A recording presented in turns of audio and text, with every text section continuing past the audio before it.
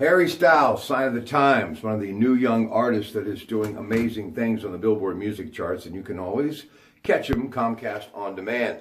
And you can catch a great cup of coffee if you stop in at one of your 9 neighborhood Coons markets. Green Mountain Coffee. They're the brand that started this K-Cup revolution. Where would we be without our K-Cups, huh?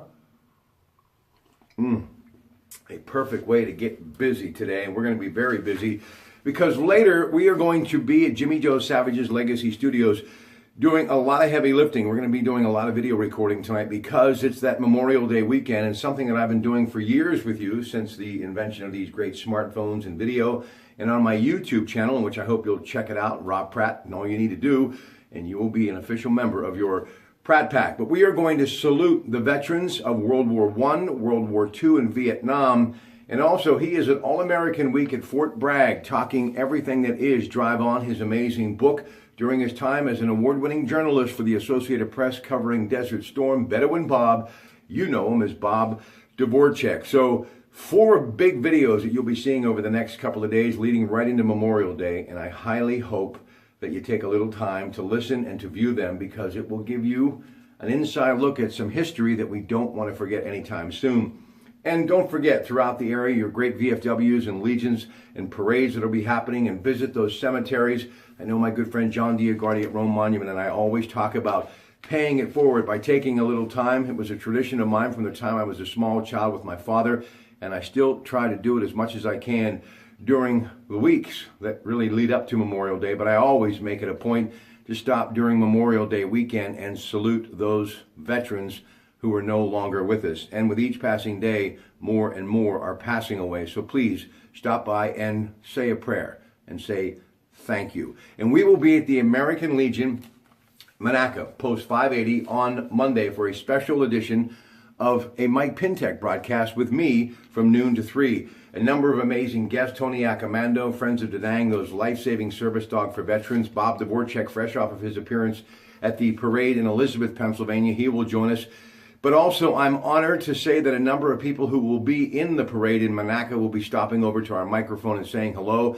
And just confirmed yesterday, Congressman Keith Rothfuss, who is a big proponent of supporting veterans and the military, going to be very busy that day, but he's going to take some time and phone in on the Disk Institute of Pittsburgh Newsline right after our update of KDKA News at 12:30. So that's all happening on Memorial Day. And don't forget the Air Heritage Museum. Stop by over the weekend. Paul Schilling and company out there. I've been there many times and I highly recommend it. Now, as far as what is happening in the news, the Manchester suspect, word today, 3 weeks.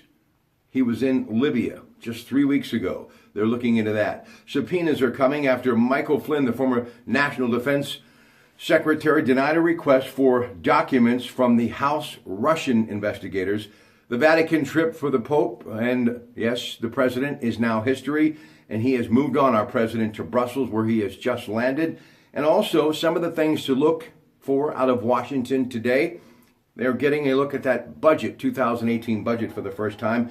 Healthcare is back in the news. Also, the reset button has been set on finding a replacement for former FBI Director James Comey.